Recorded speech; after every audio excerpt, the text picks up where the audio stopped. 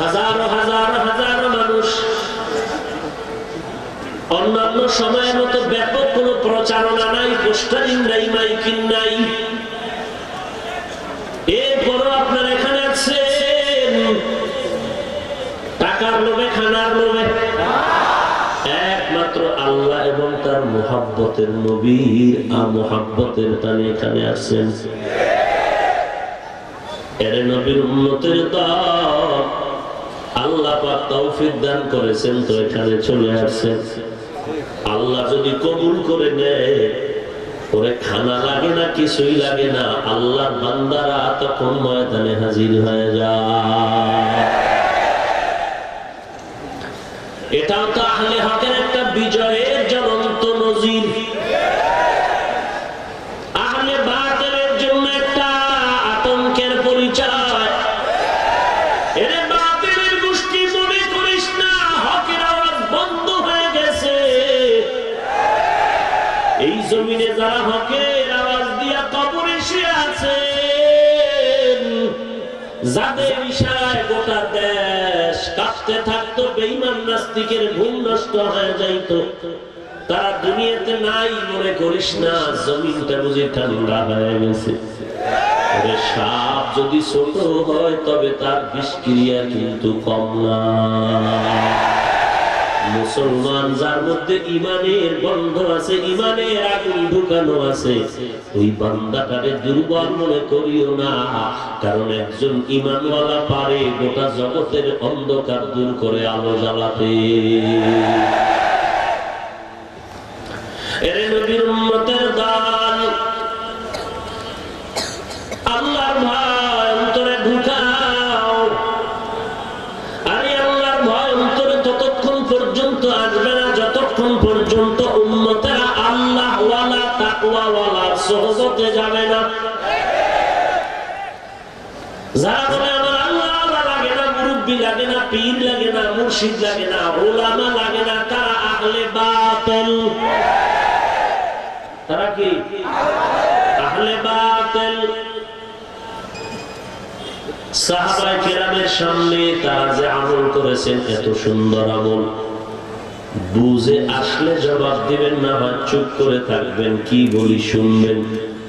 বলেন আমাকে, সাহাবায়ে কেরাম এত সুন্দর আমল করেছেন, কাকে দেখে শিখেছেন? বলেন কাকে? নবীকে দেখে সাহাবায়ে কেরাম আমল করবেন কেন? তাদের হাতে কি কোরআন হাদিস ছিল না? ছিল।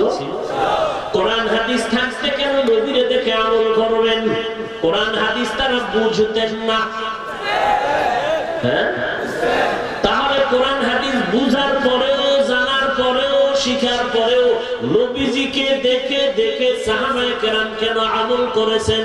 গোটা জগতের উম্মতের শিখাই দিলেন কোরআন হাদিসও লাগবে, কোরআন হাদিসের উস্তাদ উলামায়ে আহলে হকদের কাছেও যেতে হবে।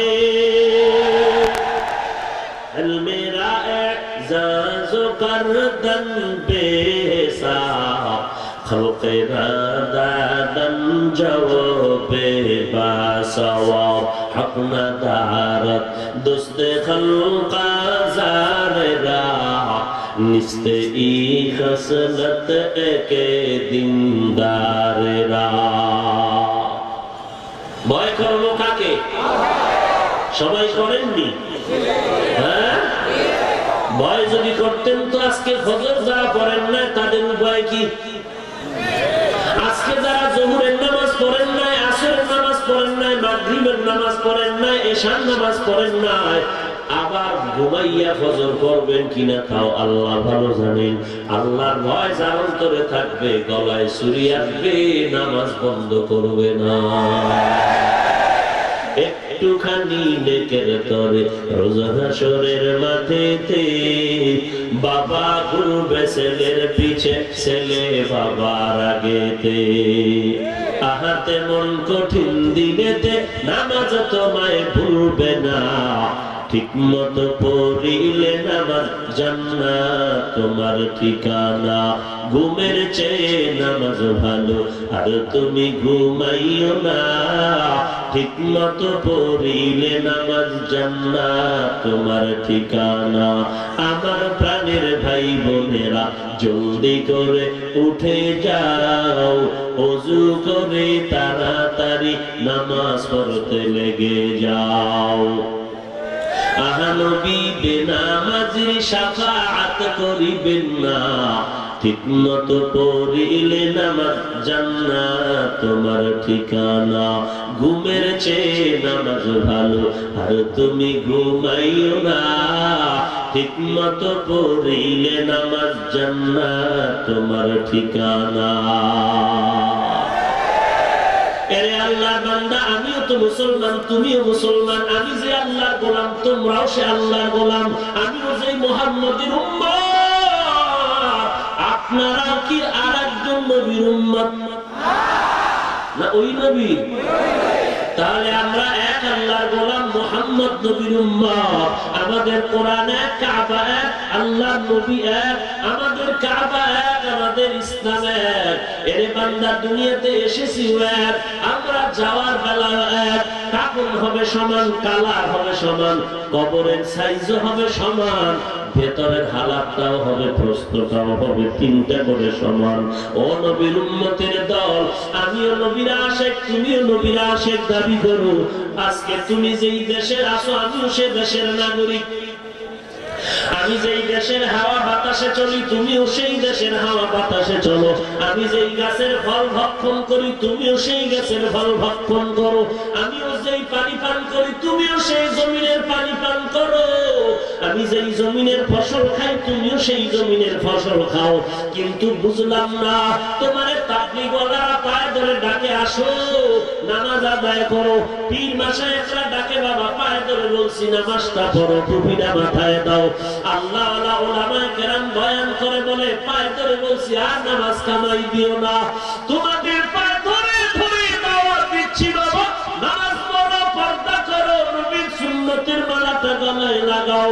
তুমি নামাজ পড়তে চাও না, জিকির করতে চাও না, টুপি পড়তে চাও না, পর্দা করতে চাও না, অথচ আমাকে যদি ছুরি দিয়া জবাইয়ের ভয় দেখানো হয়, গলায় ছুরি আসবে, নামাজ ছাড়বো না, বেপর্দা চলবো না, টুপিও ফেলবো না। কেউ যদি টাকার লোভ দেখায় বলে নামাজ ছেড়ে দাও, টাকা লাথি মেরে ফালায় দিয়ে বলবো নামাজ ছাড়া যাবে না। এবার আমাকে একটু জবাব দাও, তুমিও মানুষ, আমিও মানুষ, তুমিও মুসলমান, আমিও মুসলমান। তোমার পায়ে হাত দেওয়ার পরেও কেন নামাজ পড়তে চাও না? আর আমাদের ভয় আর লোক দেখাইলো কেন নামাজ ছাড়তে চাই না? একটু চিন্তা করে জবাবটা বের করো। কি জবাব তুমি বের করবা? জবাব পাওয়ার কোন সুরাত তোমার সামনে নাই। একটাই মাত্র জবাব, আল্লাহ তাআলার আযাবের ভয়। তোমার ভেতরে মরণের কোনো চিন্তা নাই, কবরের আযাবের কোনো ফিকির নাই। যদি চিন্তা করতা, রাতের বেলা বাতিটা নিভায় যখন আমি শুয়ে পড়লাম বিছানায়, রুমের মধ্যে কেউ নাই, আমি একা একা মোবাইল চালাচ্ছি, মোবাইলে গান বাজনা শুনতেছি, হঠাৎ করে যদি বাতিটা নিভাইয়া চিন্তা করতা, এই ঘুমটাও তো হতে পারে আমার জীবনের শেষ ঘুম। এই ঘুমের মধ্যেও তো আজরাইল আসতে পারে। আজরাইল এসে যদি আমার জীবনটা নিয়ে যায়, আগামীকাল কবরের হালাত আমার কেমন হবে? আমার মা কাঁদবে, আমার সন্তান দুনিয়াতে নাই, আমার ভাই কাঁদবে, আমার ভাই নাই। কেউ যাবে আমার জন্য কবর খনন করতে, কেউ যাবে বাঁশবাগানে বাঁশ কাটার জন্য, কেউ যাবে গরম পানি দিয়ে আমাকে গোসল করায় দেওয়ার জন্য, কেউ যাবে ইমামের খবর দেওয়ার জন্য, জানাজা পড়ায়া দাও। এরে আল্লাহর বান্দা, এই চিন্তা যদি যুবক ঘুমের বিছানায় 1 মিনিট করতি, তাহলে কোন যুবক মুসলমান মোবাইলের গান শুনতে শুনতে ঘুমাইতে পারতি না। আল্লাহর ভয়, আল্লাহর ভয়। কিসের আমার মা বাবা বাড়ি গাড়ি আমার কিছুই না, সব আমার স্বার্থপর। আব্বা স্বার্থ হইলে আমার ডাকে, স্বার্থে আঘাত লাগলে আর চিনে না। আমরা জান আমার এত মায়া করে, স্বার্থের টানে আমারে ভুলিয়া যায়, তাহলে কেউ আমার আপন না। ওই মায়ের গর্ভে ছিল আমার মালিক আল্লাহ, দুনিয়াতে আসার সময় আমার আপন ছিলেন আমার আল্লাহ। এখন আমার বাতাস পান করতেছি, পানি পান করতেছি, সূর্যের আলো চাঁদের আলো ভোগ করতেছি, এগুলো আমার বাবার দেয় না, এগুলোর মালিক আমার আল্লাহ। অতএব ওই আল্লাহরে আপন বানাইয়া নাও। তোমার অন্তরে আল্লাহর ভয় যতদিন আসবে না, আল্লাহকে আপন বানাইতে পারবা না। আর অন্তরে তাকওয়ার ভয় ততক্ষণ আসবে না, এই দেশের উম্মতেরা যতক্ষণ পর্যন্ত আল্লাহ ওয়ালাদের সোহবতে যাবে না। যেই সোরার ঘরের সোরারা কয় আল্লাহ লাগে না, পীর মুরিদি লাগে না, তাবলীগ লাগে না, কোন উলামা লাগে না, তারা আহলে বাতিল। আল্লাহ কয় লাগে, নবী কয় লাগে, আর কোন উম্মত যদি বলে লাগবে না, মানবেন কাটটা। সাহাবায়ে কেরাম নবীরে মানছেননি, কোরআন হাদিস হাতে নিয়ে আবার সাহাবায়ে কেরামদেরকে তাবিঈনগণ মেনে মেনে আমল করছেননি। আবার কোরআন হাদিস হাতে নিয়ে বুঝার পরে, জানার পরে, পড়ার পরে তাবিঈনগণ তাবিঈনদেরকে দেখে আমল করছেননি। এইভাবে করে করে আমাদের পর্যন্ত চলে আসছে। এর নবীর উম্মতের দল, নবীর অনুসরণ করলে আল্লাহর অনুসরণ হয়ে যাবে। এখন আমাদের কথা, নবীরও তো আমরা পাইলাম না, কোথায় নবীরে দেখবো আর আমল করবো?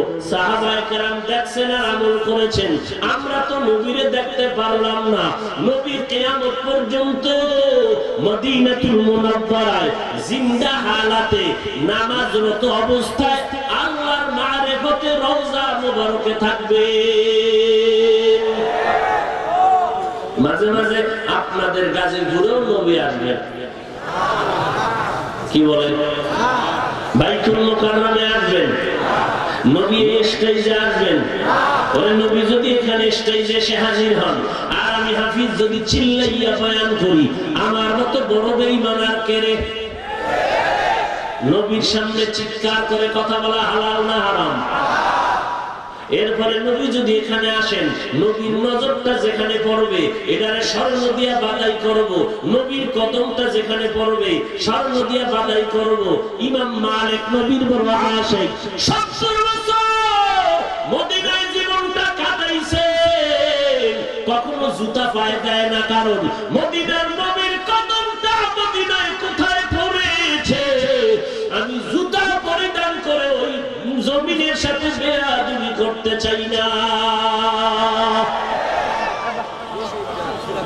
সেও মানুষ, তুমি বিড়ি টানো নামাজ বাদ দিয়া, তুমিও মানুষ। তোমার মতো নিমক হারাম রসুলের উম্মত না হইলে রসুলের কি গতি হবে? মাস্তানি করো কেন? তোমার মতো উম্মত রসুলের না হইলে রসুলের কি গতি হবে? হবে বাটাপুরি করো কেন? যে নামাজ না পড়লেও জান্নাতে যাব। তোমার মতো উম্মত আল্লাহ রসুল সুপারিশ না করলে কি হবে? তোমার অর্ডারে রসুল চলে। চালাকি করো কেন? নামাজ নাই, টুপি নাই, সুন্নাত নাই, সুদ ঘুষে ডুবে আছো, আবার বলো আমি রসুলের আশিক। লজ্জা করে না?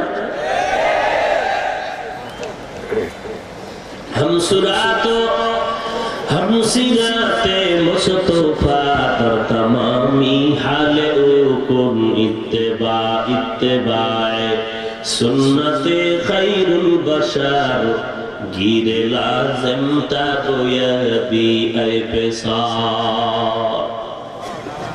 কি ভাই দোয়া করে দিব? আর একটু সামনে আগাবো। ইয়া আইয়ুহাল্লাযীনা আমানুত্তাকুল্লাহা ওয়া কুলু কাওলান সাদীদা। এক নাম্বার আল্লাহকে ভয় করো, দুই নাম্বার নিজের জিহ্বাটারে কন্ট্রোল করো, কারণ এই জিহ্বার কথায় তোমার জয়, এই জিহ্বার কথায় তোমার হয়। এটা এমন একটা অস্ত্র,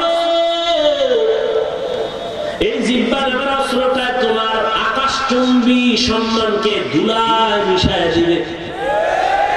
এই জবানের একটা কথায় তোমাকে জিরো থেকে হিরো বানায় দিবে।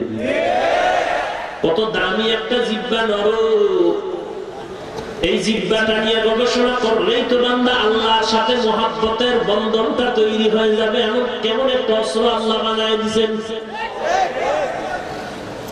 এই জিহ্বার অস্ত্র দিয়া নারায় নারায় নারায় নারায় কত কথা বললাম, কত কোটি কোটি কোটি কথা বললাম, কোনদিন তো এই জিহ্বা ব্যথা হলো না। এই জিহ্বা কোন মেশিনে নারায় নারায় কথাগুলো সাপ্লাই দেয়, ওই মেশিনটা কে বানাইছেন, কে ওই মেশিনে তৈল পেট্রোল অকটেন কে দেয়? বাংলা যদি চিন্তা করো কেউ না, তিনি আমার আল্লাহ। ওয়াফি আনফুসিকুম আফালা তুবসিরুন।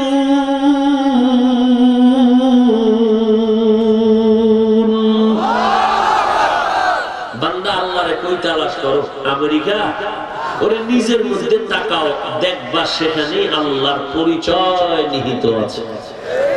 কণ্ঠের আওয়াজের ভেতরে আল্লাহর কুদরতের পরিচয়। চেহারাটা আয়নার সামনে নিয়ে দেখো, আমার মালিকের পরিচয়। আল্লাহর কুদরতের দিকে তাকাও।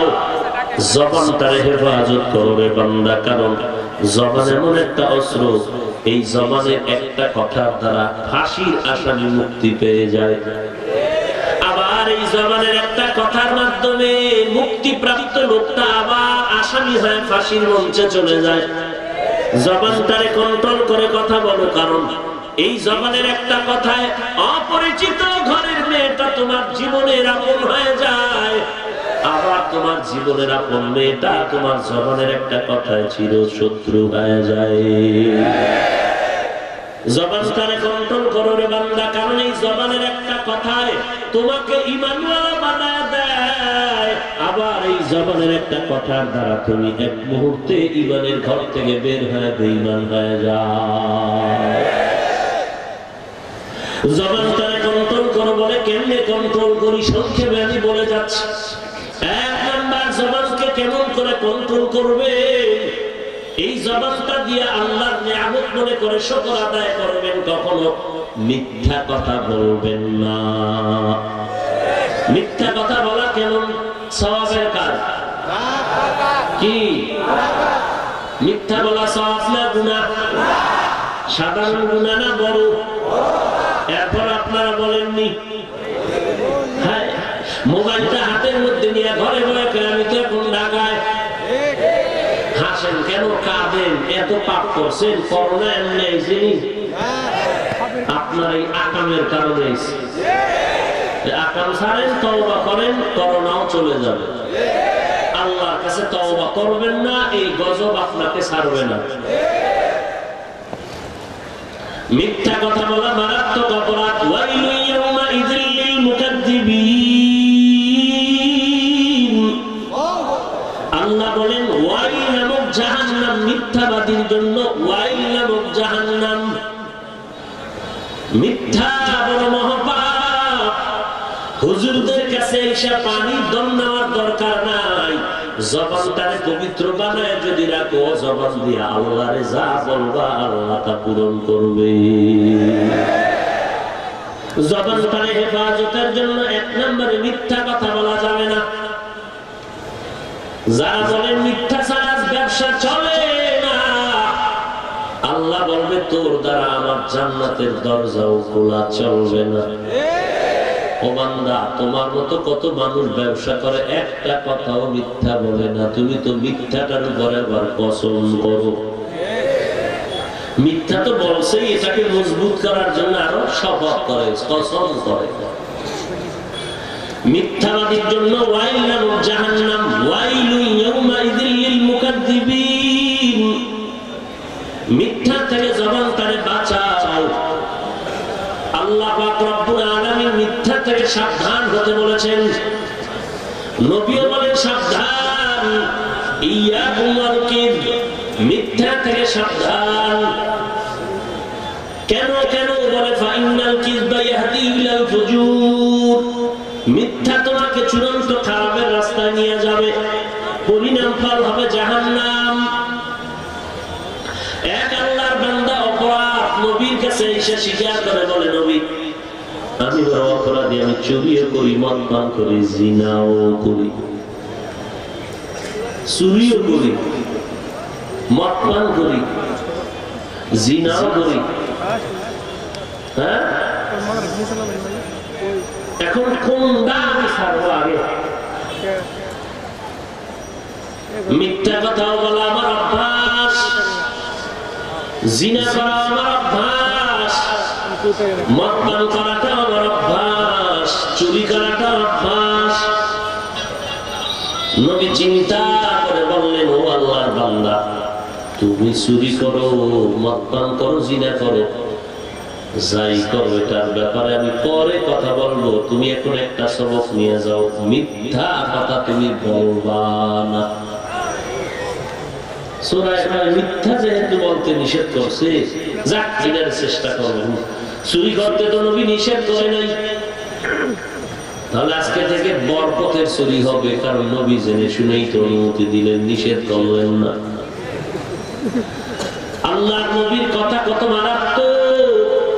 আল্লাহর বান্দা বাড়িতে গিয়ে রাতের আধারে চুরি করার জন্য যখন রেডি হয়ে গেল, হঠাৎ অন্তরের মধ্যে সিগন্যাল চলে আসলো, চোরের ঘরের চোর, তুই যখন চুরি করবি মদিনাওয়ালার কাছে যদি বিচারটা চলে যায়, নবী জানে তো তুই চোর, তুই তো আদা করছো, মিথ্যা কথা বলবি না, তো নবীর কাছে তো স্বীকার করতে হবে তুই চুরি করছো। মনের এই ধাক্কায় বান্দা দাঁড়ায় গেল, কালকে তো নবী যদি ডাকে আর আমি মিথ্যা তো বলতে পারবো না, ওয়াদা করেছি, দরকার নাই আমি চুরিও করবো না, মিথ্যার আশ্রয় নিব না।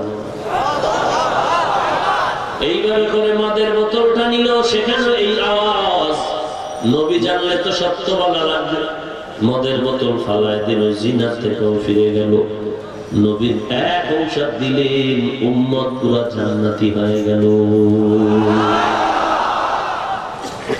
মিথ্যা বলার থেকে জবানটাকে হেফাজত করো হে ভাই। জানি না কে কি পরিমাণ মোবাইলের দ্বারা মিথ্যা কথার চর্চা করেন। মোবাইল হলো মিথ্যা চর্চার গোডাউন। মিথ্যা এটার দ্বারা শিখায় আমাদেরকে, আল্লাহ মাফ করুন। ছোট বাচ্চাও মিথ্যা বলে, স্বামী স্ত্রীর সামনে মিথ্যা বলে, স্ত্রীর কাছে স্বামীও, মা বাবা সন্তানের কাছে মোবাইল দিয়ে মিথ্যা কথা বলে, ওস্তাদের সামনে ছাত্ররাও মিথ্যা কথা বলে। ওরে কত অন্যায় হয় শুধু এই মোবাইলের দ্বারা। বাবার টাকা চুরি করে কয় নেই নাই, মোবাইল আছে কয় নাই, কয় কসম খা, কয় কোরআন 13টা মাথায় দাও, তারপরও টেনশন নাই। এই মোবাইলে কি পরিমাণ মিথ্যা চর্চা করেছে রে ভাই। এরপরে এই মোবাইলের দ্বারা মিথ্যা মিথ্যা অপবাদ দিয়ে দিয়ে কত মানুষের ক্ষতি করেছো। আল্লাহর কাছে মাফ চাও, হে আল্লাহ এই মহামারীর মধ্যে তুমি মাফ করে দাও। শয়তানের ধোঁকায় পড়ে যত মিথ্যা বলেছি আর কখনো মিথ্যা বলবো না। 2 নম্বরে জবানটাকে হেফাজতের জন্য এই জবান দ্বারা কাউকে গালাগালি করা যাবে হালাল না হারাম? গালি দেওয়া দেননি। ওরে বাহিরের মানুষকে কি দেন না দেন সেটা ভিন্ন, মোবাইলে কার কি দেন না দেন সেটা ভিন্ন, নিজের স্ত্রী নিজের সন্তানের কি পরিমাণ গালি দেন হিসাব মিলান। গালি দেওয়া হারাম। যারা জবানকে হেফাজত রাখবা, জবান দ্বারা কাউকে গালি দিবে না, দিয়ে থাকলে মাপ চেয়ে নাও, কারণ গালি দেওয়া রাসূলের আদর্শের মধ্যে নাই। যদিও আমরা দেশে লম্বা পাগড়ি পরিয়া উম্মতের কাফের বলে গালি দেয়, একটু বিয়লারে কাফের বলে গালি দেয়। আল্লাহ এই গালাগালির থেকে আমাদের জবানকে হেফাজত করুন।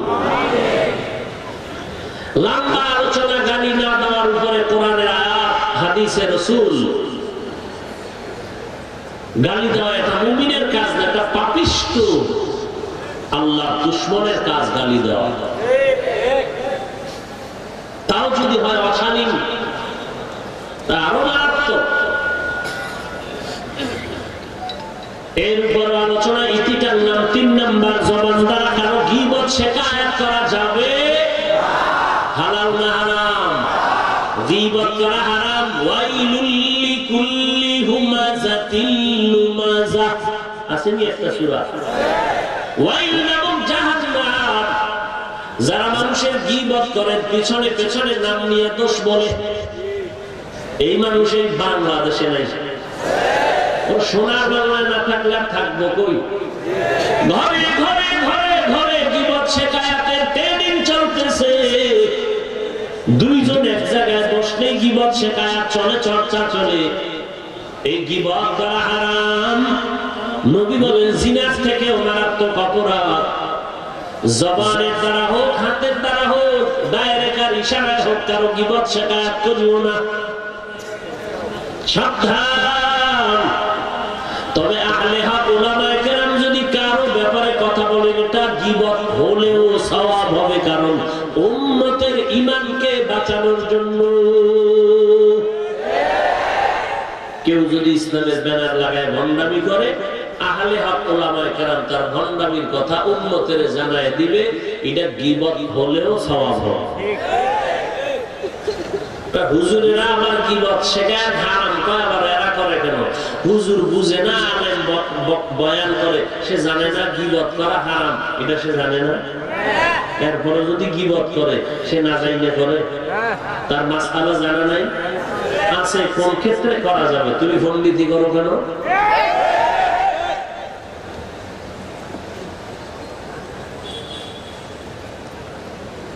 গীবত শেখায়াত থেকে জবানকে হেফাজত করো হে মুমিন। তাহলে গালি দেওয়া যাবে না, মিথ্যা বলা যাবে না, গীবত শেখায়াত করা যাবে না। গজবের ফেসবুকের মধ্যে যারা উল্টা পাল্টা কারো না কারো বিরুদ্ধে গীবত শেখায়াত করো, কি জবাব আল্লাহর দরবারে দিবা হিসাব করে, এরপরে কবরের দিকে রওনা হয়ে যাও। কেউ দেখে না, কিন্তু আল্লাহ জানেন তুমি কি করতেছো। এই সব অন্যায়গুলো ফিরার একটাই মেডিসিন হলো আল্লাহর ভয়। তো মিথ্যা বলবেন না, গীবত করবেন না, গালি দিবেন না, তো করবেন কি? এটা করতে তো হবে। বাঙালি কি আর চুপ করে বসতে পারে? না, বাঙালির স্বভাব না। করবে কি? এটা করতে হবে। কয়েকজনের কাছে বলবে বিড়ি টান, করবে কি? বসে বসে বিড়ি টানবি আর সোনা বন্ধের গান গাবি আর করবি কি? না না, ও আল্লাহর আশিক বান্দা, তিনটা অন্যায় থেকে তুমি নিজেকে বাঁচাও, বিপরীতে তিনটা নেক আমল করো। এক নাম্বার কোরআনের তেলাওয়াত। নবীজির এক নাম্বার দায়িত্ব ছিল কোরআনের তেলাওয়াত। জবান দিয়ে সব সময় হাঁটেন, চলেন, উঠেন, বসেন, কোরআন পড়বেন। জিজ্ঞেসলেই কেউ পারি না, কি এক সোজা উত্তর?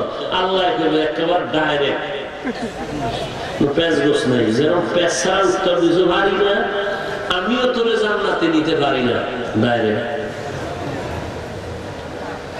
এই ব্যবসার ঝামেলা পারি না, স্কুল কলেজের লেখাপড়ার চাপ পারি না, চাকরির অজুহাতে কোরআন পড়তে পারি না। ফেরেশতারা 8 মাস লকডাউনে ফালাইয়া রাখছি, এখন কি করিব রে বাঙালি? এখন কি বলবি? কোরআন পড়তে পারস নাই কেন? স্কুল কলেজ বন্ধ, ব্যবসা বন্ধ, চাকরি বন্ধ, এখন কি বলবি? পারি না। 3 মাস লাগতো না কোরআন শিখতে, 8 মাস লকডাউনে ফালাইয়া রাখছে আমার আল্লাহ। এরপর কবি পারি না, ফিট সোজা হয়ে যায়। ওরে ভাই, নামাজ পড়তে কোরআন লাগেনি তো তুমি কোরআন না শিখলে কি পড়বা নামাজ? একজনে আমার নামাজও লাগে না, কোরআনও লাগে। বছরে 2 বার একটু যায় ধাক্কা দেয়, 2 ঈদের সময়। আর মাঝে মাঝে একটু জুমার মসজিদে যাই, তাও ফাঁকে ফাঁকে 2 টাক দিয়ে দৌড় একজোড়া জোতা নিয়ে ঘরে আইবে।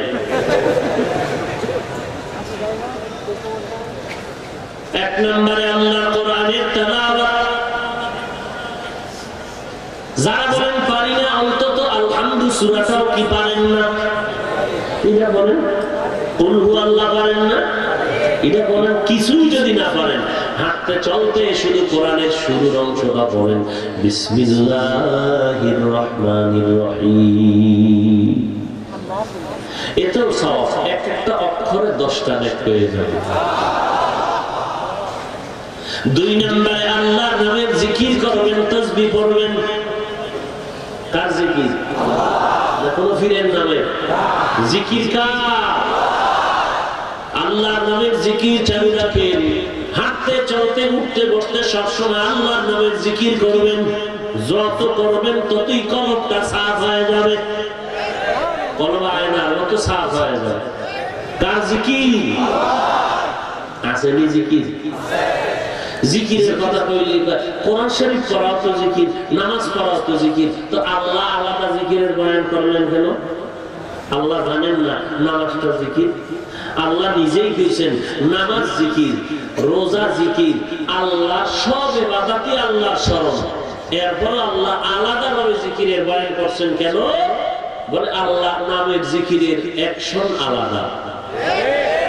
লা ইলাহা ইল্লাল্লাহ, লা ইলাহা ইল্লাল্লাহ, লা ইলাহা ইল্লাল্লাহ, লা ইলাহা ইল্লাল্লাহ, লা ইলাহা ইল্লাল্লাহ, লা ইলাহা ইল্লাল্লাহ, লা ইলাহা ইল্লাল্লাহ, লা ইলাহা ইল্লাল্লাহ।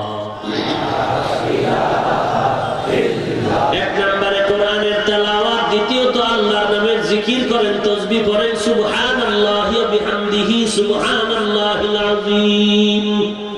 পারেন না? পড়বেন। একটু নেকের টানে কিয়ামতের দিন কি উপায় হবে আপনার? সমস্ত নবীরা সেদিন নাফসি বলে কাঁদবেন। তো দ্বিতীয়ত আল্লাহর নামের জিকির। তিন নাম্বার নবীর নামে দরুদ শরীফ পড়ো। কম না বেশি? হাঁটতে চলতে উঠতে বসতে নবীর উপরে দরুদ পড়তে থাকো। যত পড়বা তোমার নবীর মোহাব্বত ততই তুমি পেতে থাকবে। এর নবীর উম্মতের দল, আল্লাহর ভয়, জবানের হেফাজত। আল্লাহর ভয় অন্তরে ঢুকাইয়া জবানটাকে হেফাজত করো, গুনাহ ছাড়ো। কোন দিন মরণের ডাক আসবে বলা যায় না। আল্লাহর কাছে তওবা করে নাও, হে মালিক, এই জীবনে শয়তানের ধোঁকায় পড়ে কত অন্যায় করেছি। আজ এই ময়দানে আছি, তুমি মাফ করে দাও। আর নামাজ বাদ দিব না, মা বাবার বিরোধিতা করব না, দেশের বিরুদ্ধে ষড়যন্ত্রে লিপ্ত হব না, উলামায়ে কেরামের কথা মেনে নবীর সুন্নাত অনুযায়ী চলবো, সহিভাবে কোরআনটা শিখবো। আয় আল্লাহ, আমাদের তওবা করার তৌফিক দান করেন। তওবার উপরে মজবুত হয়ে চলার মতো তৌফিক দান করেন। আমিন। আলহামদুলিল্লাহি রাব্বিল আলামিন। ওয়াসসালাতু ওয়াসসালামু আলা সাইয়্যিদিল আমবিয়া'i ওয়াল মুরসালিন ওয়া আলা আলিহি ওয়া আসহাবিহি আজমাইন। ইয়া আরহামার রাহিমিন, ইয়া আরহামার রাহিমিন, ইয়া আরহামার রাহিমিন। রব্বিরহামহুমা কামা রাব্বায়ানি সগীরা। ও দয়ার মালিক, কুদরতের নজর দিয়ে দেখেন এই ময়দানে কত উলামায়ে কেরাম, কত মুরব্বিরা হাজির হয়েছেন, কত যুবক ভাই, ছাত্র ভাই, ছোট ছোট বাচ্চারা হাজির হয়েছেন, পর্দার আড়ালের কত মা বোনেরা হাত তুলেছেন। আয় আল্লাহ, আমরা শয়তানের ধোঁকায় পড়ে গুনাহ করেছি, আপনার দরওয়াজায় ফিরে আসছি তওবা করার জন্য। আমাদের সবাইকে আপনি মাফ করে দেন। আজকের এই আয়োজন কবুল করে নেন। সহযোগিতা যারা করেছেন কবুল করে নেন। দান সদকা যারা করেছেন কবুল করে নেন। সারা দুনিয়ার মানুষকে মহামারী থেকে মুক্তি দান করেন। বাংলাদেশ শান্তি মুক্তির দেশ বানায় দেন।